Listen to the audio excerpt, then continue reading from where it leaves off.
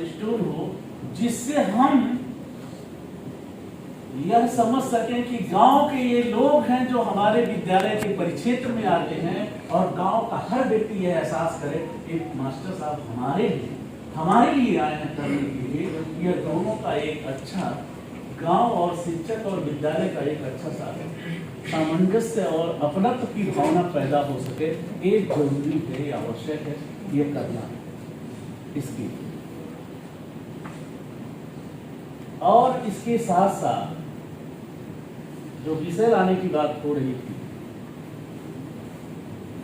उन विषयों को पूरा करने के लिए हम नहीं करते हैं कि जैसे भगवती जी कहे कि समय दीजिए, आप 1 दिन 2 दिन 5 दिन 10 दिन 1-2 दिन से कुछ होना जाना,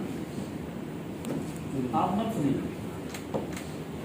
लेकिन आप अपने को स्वस्थ रखना चाहते हैं ना, कोई यह नहीं चाहता मैं बीमार हूं, तो आप स्वस्थ रहिए, इसके लिए कुछ करते हैं कि अपने लिए नहीं करते।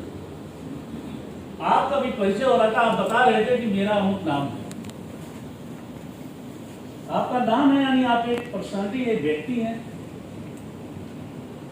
तो आपको कम से कम अपने को स्वस्थ रखने के लिए 8 घंटे का समय चाहिए, 5-6 घंटे सोना चाहिए, नहीं तो झपकी लेते बैठ सकते हैं।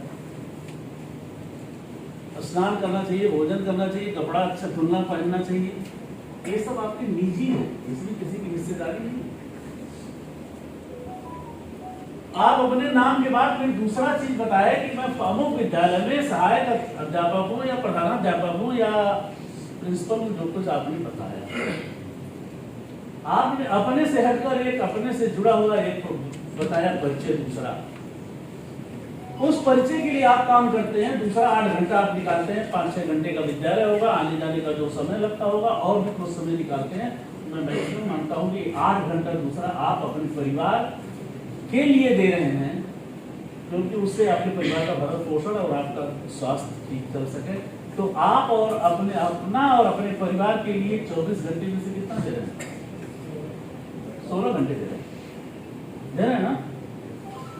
अगर जो आपकी ईमानदारी से सच में आपके हृदय में अंदर बैठा है कि जैसे मैं एक विद्यालय का प्रधानाचार्य हूँ, प्राध्यापक हूँ, अध्यापक हूँ, शिक्षक हूँ, उसी तरह से शैक्षिक महासंघ का मैं अध्यक्ष हूँ, महामंत्री हूँ और उपाध्यक्ष हूँ, और कोई पदाधिकारी नहीं, और हम हृदयंगम किए हैं अपने इस दायित्व को, चुनाव से नहीं। चुनाव के टिकड़ों की बात मैं नहीं करता, इसीलिए शैक्षिक महासंघ कुछ अलग भी है कि केवल चुनाव पर भरोसा नहीं रखता। चुनाव तो एक संवैधानिक प्रक्रिया है, होना चाहिए, लेकिन हमको बहुत उस चुनाव से कुछ निर्माण नहीं दिखेगा। जिनके सच में हृदय में है कि शैक्षिक महासंघ के लिए मुझे करना है, और शैक्षिक महासंघ के जैसे हम पढ़ाएंगे नहीं, नौकरी अभी हम कर दें, आप रिजाइन कर दीजिए, तो आपका तुरंत अगला शब्द होगा कि मेरा परिवार कैसे चलेगा।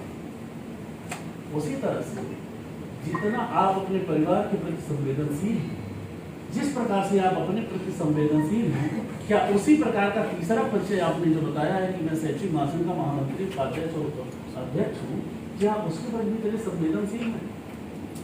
कुछ मत करिए, केवल तीसरा जो 8 घंटा आपके पास अभी है ना, उसी 8 घंटे को ठीक से योजना करके, और आप एक जो नया पंचायत और उसके नीचे के विद्यालय हैं, उस विद्यालयों के कैसे कार्यक्रम अच्छे हो सकते हैं, उसकी योजना रचना कर दीजिए, तो बहुत सुंदर और खूबसूरत कार्यक्रम आपके इस वाले हर जिले में हो जाएगा, और आपको अच्छा भी लगेगा, अच्छी अनुभूति भी होगी आपको, क्योंकि जिस काम को आप बड़ी अपने तन्मयता और फीलिंग के साथ करते हैं, उसका जो रिजल्ट आता है आपको बहुत हृदय से आनंद देता है।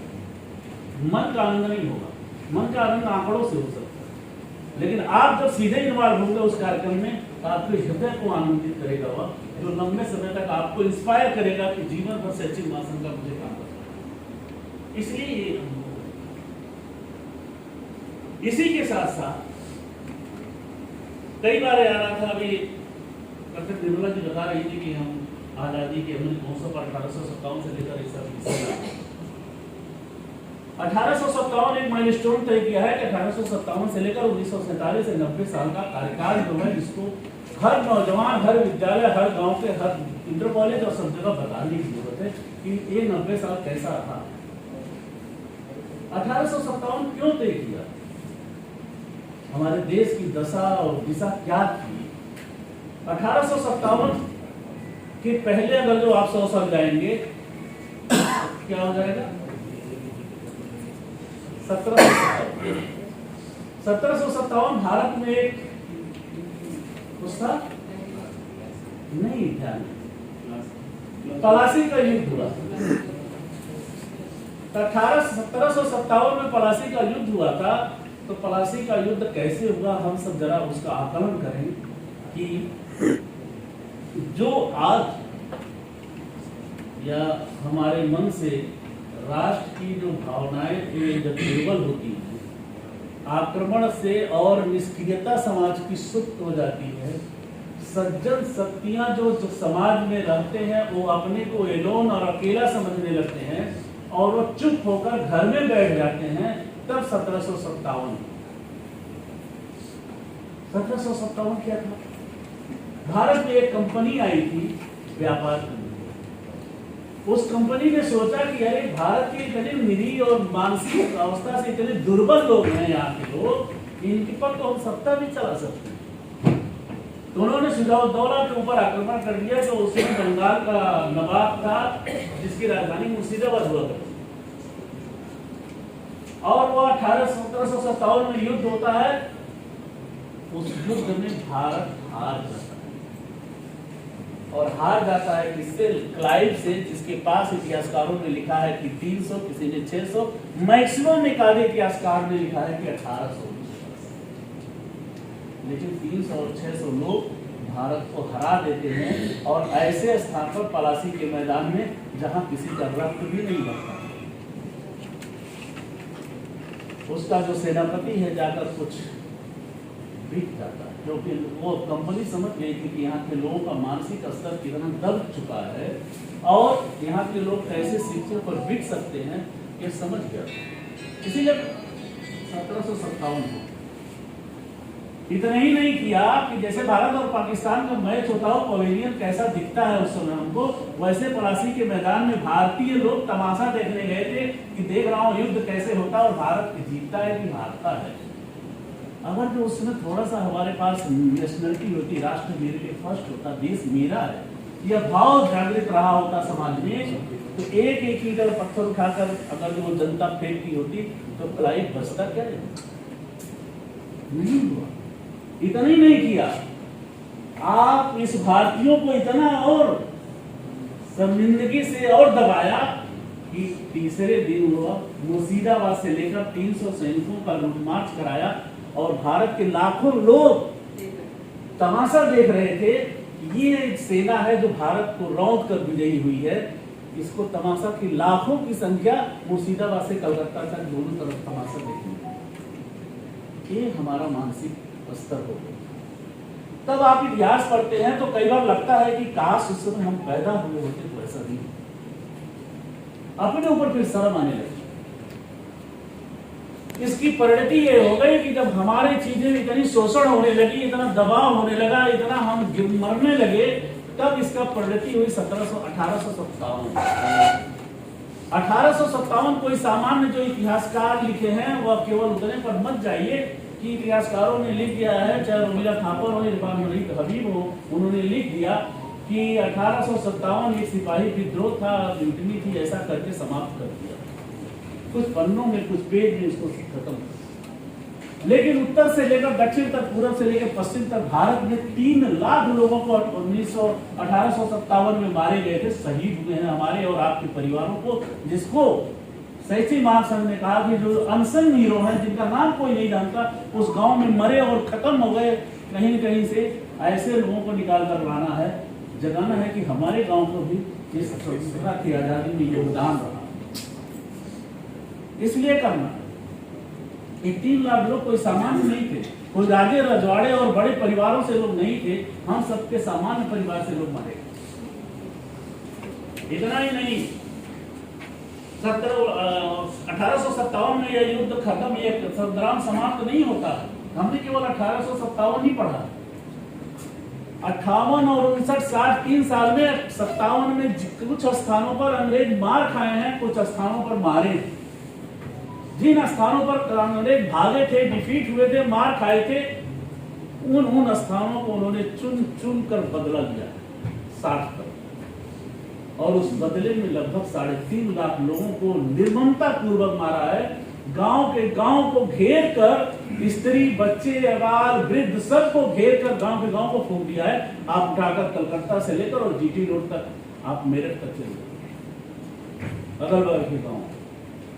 इतना ही नहीं किया, आप जगह जगह जाएंगे, जब भूलेंगे कि कोई फ्रीडम फाइटर है तब पता चलेगा कि हमारे यहाँ का एक पेड़ है, इस पेड़ पर 120, 140, 135 लोगों को फांसी होगी। और फांसी केवल गले पर रस्सी बांध कर नहीं किया था, पैर को बांध कर टांग दिया था। गले में बांधने पर तो कुछ देर में मर जाता, पैर में बांधने पर कम से कम 24 घंटे 48 घंटे तो जिंदा रहेगा, तड़प तक मरेगा। ये यातना दिया था अंग्रेजों ने। इन शहादतों के बाद हम स्वतंत्र हुए हैं, यह बताने की जरूरत है युवा पीढ़ी को जो भूल रही है कि हम कैसे आजाद हुए हैं, कैसे स्वतंत्रता हमारी हुई है। और इसके बाद 1857 के बाद आप देख रहे हैं इस देश में राष्ट्रवाद कितना जबरदस्त उभर कर आता है कि फांसी पर चढ़ने वाले लोगों की तांता लग जाता है। और किसी भी नौजवान से फिर पूछा जाता है कि तुम्हारी अंतिम इच्छा क्या है, तो वह कहता था कि मेरी अंतिम इच्छा इतनी है कि मैं 18 साल का हूँ और जल्दी फांसी मुझे हो जाती तो 16वें साल फिर मैं इस लायक हो जाता कि भारत माता के लिए पूरा फांसी पर चढ़ने को तैयार। ये तमन्ना थी उस समय के नौजवानों की। और उस समय अभी बताया था, स्कूल और शिक्षक पढ़ने वाले हमारे प्राध्यापक लोग यही बच्चों को सिखाते थे कि देश के लिए मरना सीखो, देश के लिए मरना कितना आसान है। यह एहसास होने लगा सबको। किसके कारण? आपके कारण, शिक्षकों के कारण। लेकिन उस समय जरूरत थी कि देश के लिए मरना, ये पढ़ाने की जरूरत है, बताने की। और हमारा राष्ट्रवाद इतना जबरदस्त था कि हमारे इतिहासकारों ने इसको बहुत छोटा करके बताया। इसको थोड़ा और हम आग्रह करूंगा अपने प्रांत से कि इसके सारे मुद्दे और डिटेल निकालकर आप लोगों तक भेजें, जो इन सारे विषयों को आप रखिए। इतना जज्बा था इस देश में कि जो देश में स्वतंत्रता 30 जून 1948 को मिलनी थी, वो 15 अगस्त 1947 को।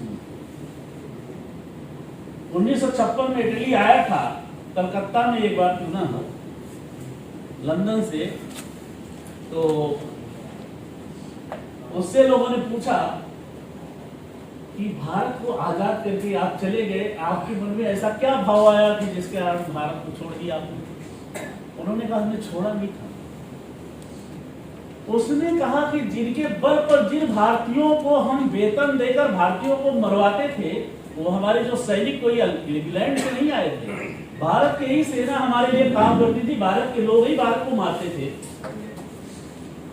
ऐसे लोगों को सुभाष चंद्र बोस ने जब अपनी आजाद हिंद फौज तैयार किया और रंगून से लेकर मोइरंग तक, मणिपुर तक जब उनकी सेना आई, तो इतना जबरदस्त उन्माद आ गया इस देश में कि सारे संरक्षक जो हमारे थे, जो हमारे सिपाही थे, हम ही को गोलियों से उड़ा देते। इसलिए बेहतर था हम छोड़कर चले जाए।